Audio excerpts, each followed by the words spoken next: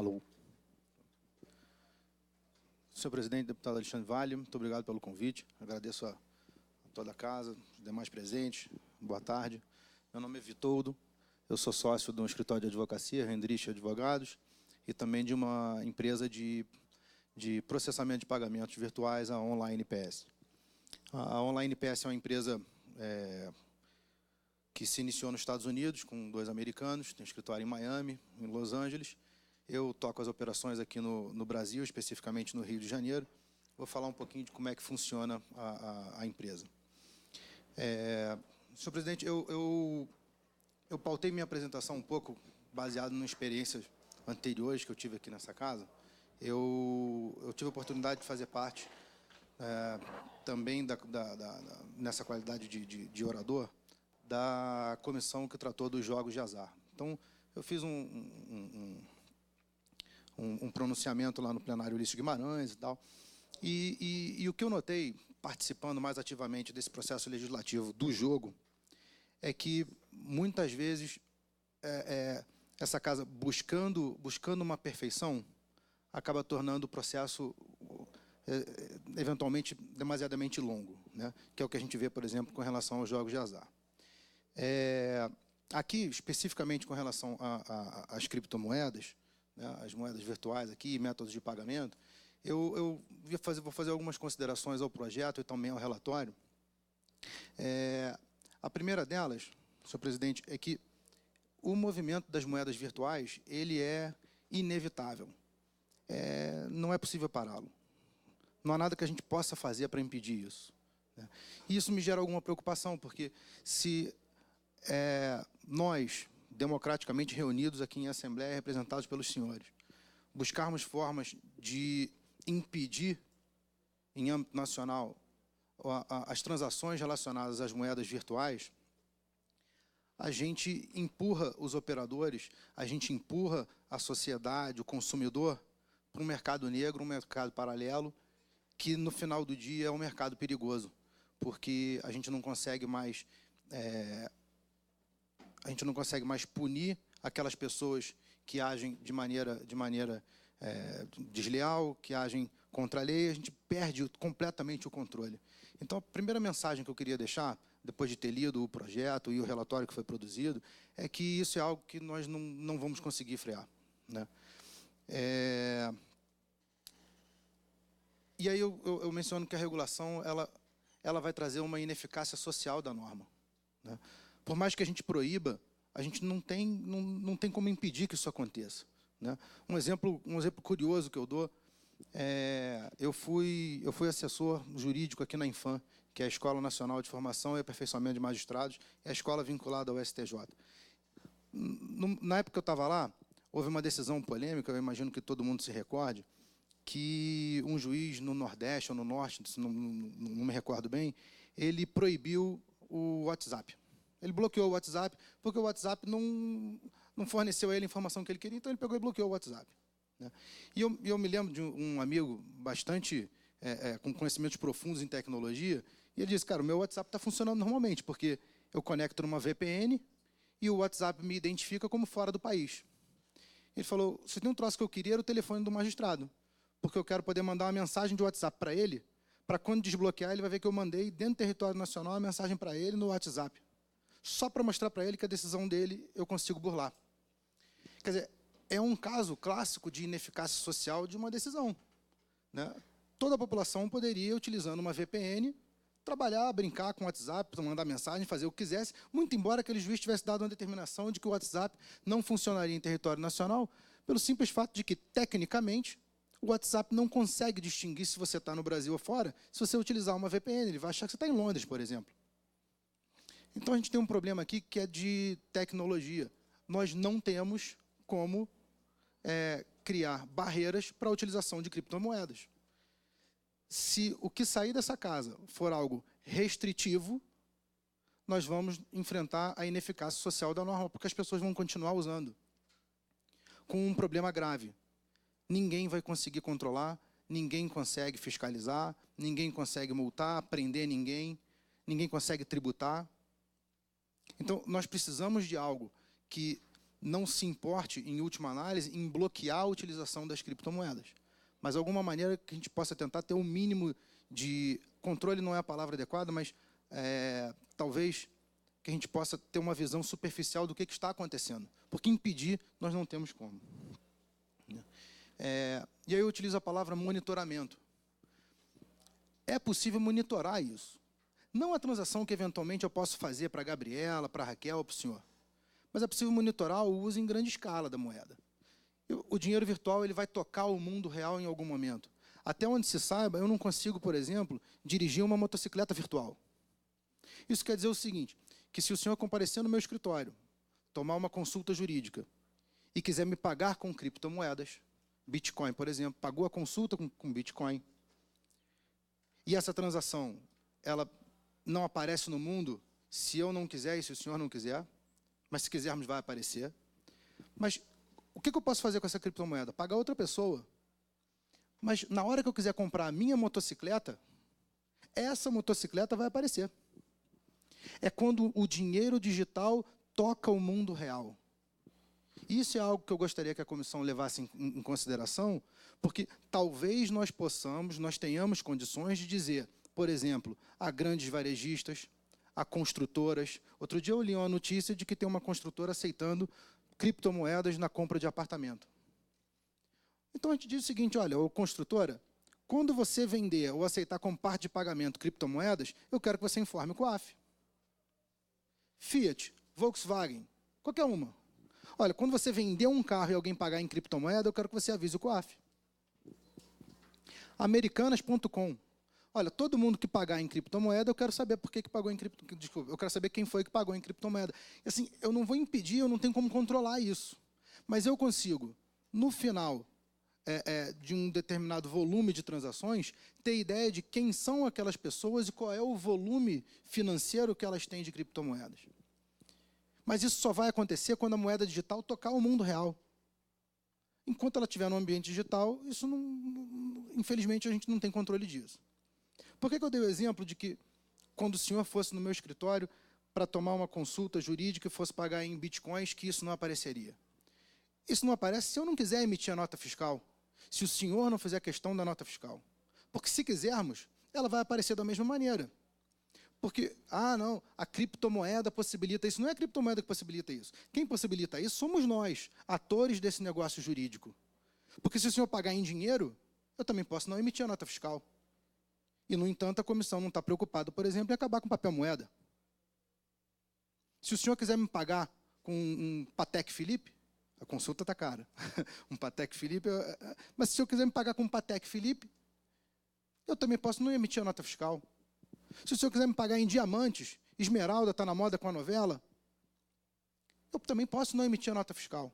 E, no entanto, não há qualquer tipo de iniciativa dessa casa de tentar bloquear a emissão de papel moeda, o beneficiamento de pedras preciosas, ou de ouro, ou de relógios. Tudo que tem algum valor pode servir como forma de pagamento. E o que faz com que essa transação desapareça do mundo jurídico não é o método de pagamento utilizado, mas os atores dessa transação.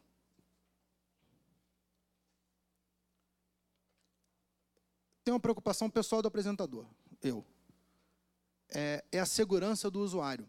Essa segurança que eu trago não é a segurança da transação virtual das criptomoedas. É a segurança do usuário.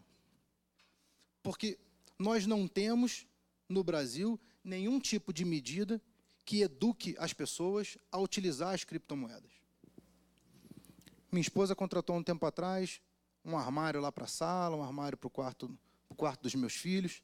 E acreditem, o marceneiro falou, doutor, eu estou muito envolvido em Bitcoin, se o senhor quiser me pagar em Bitcoin, eu aceito. E ele abriu o telefone, é o marceneiro. E ele abriu o telefone dele, me mostrou, eu posso aceitar em Ethereum, Bitcoin, ele tinha lá uma cesta de moedas. Eu falei, mas, eu não posso dar o nome dele, mas você está com tudo aí? Ele falou, todas as minhas economias eu transformei em criptomoeda. E estão aí, nessa carteira virtual? Ele falou, estão. E aí, vejam o nível de desconhecimento. de como funciona isso. Porque ele é uma pessoa muito hábil, compreendeu como funcionam as moedas digitais, possui uma carteira virtual, mas ele não tem ideia do alcance, do quanto ele está inseguro com esse tipo de informação no celular dele. Porque vejam o seguinte, se eu tiver R$1 milhão na minha conta corrente, e alguém encostar uma arma em mim, o prejuízo que ele me dá é limitado. Ele vai me fazer uma saidinha de banco, ele vai me fazer um sequestro relâmpago, eu posso sacar algum dinheiro, ele pode eventualmente pedir meu cartão de crédito. Esse prejuízo é limitado. Quando uma pessoa se dispõe a colocar o mesmo R$1 milhão numa carteira virtual cuja senha está na cabeça dela, eu pego uma garrafa, quebro, encosto o caco de vidro no pescoço da pessoa e digo assim, abre o telefone, coloca a senha, transfere para essa carteira. E todas as economias daquele senhor desaparecem instantaneamente.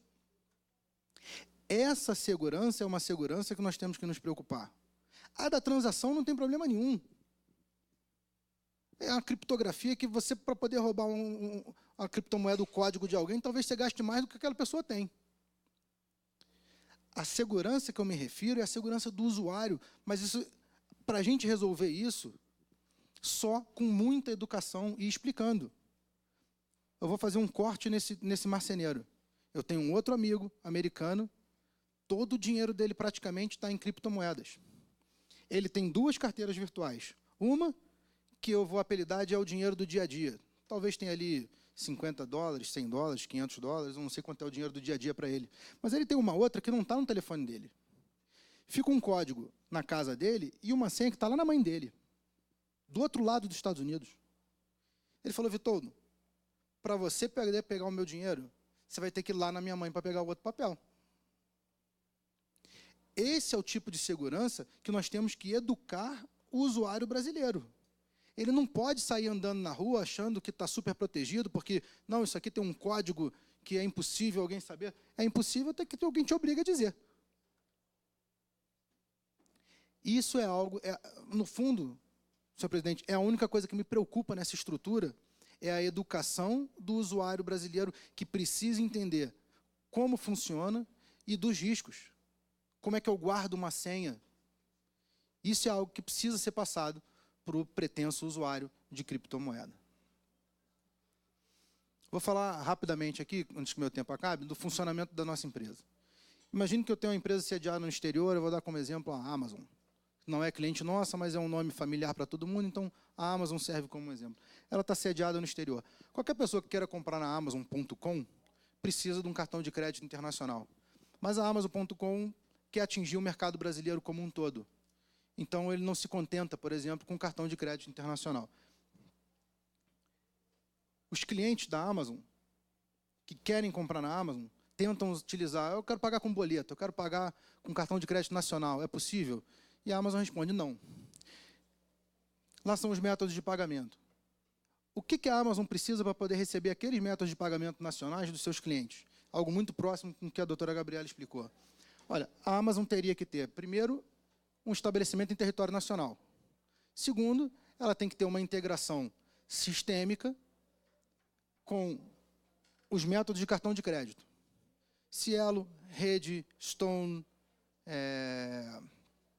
tantos outros. Ela teria que ter o mesmo tipo de integração com os cartões de débito. Ela teria que ter conta em diferentes bancos, Banco do Brasil, Itaú, Bradesco, Santander, Caixa, e cada um deles possui um sistema para você poder integrar o pagamento. E, por fim, boleto bancário, onde teria também um segundo sistema com todos esses bancos para você poder aceitar os métodos de pagamento nacionais. O que nós, facilitadores de pagamento, fazemos? Então, a gente aparece aqui. Se eu subir aqui, eu continuo aparecendo? Então, a gente aparece aqui. Tecnicamente, o que eu faço? Eu tenho uma integração com cada um desses métodos de pagamento. Com a Cielo, com a Rede, com o Stone, Bradesco, Santander, Itaú, com cada um deles. Essa empresa sediada no exterior, que pretende fazer negócio com brasileiros e que precisam de acesso a esses métodos de pagamento, eles têm uma integração de sistema para fazer comigo. via API, um sistema de conexão eletrônico, uma espécie de Lego que a gente eletronicamente vai montando um com o outro. Então, eu faço esse tipo de ponte aqui, porque eu estou vinculado a todas aquelas empresas. Ele agora não precisa mais estar em território nacional e ele agora não precisa de todas essas integrações. O cliente, quando ele acessa o site da empresa e clica em pagar, coloca os dados do cartão de crédito e aparece lá aquele aguarde.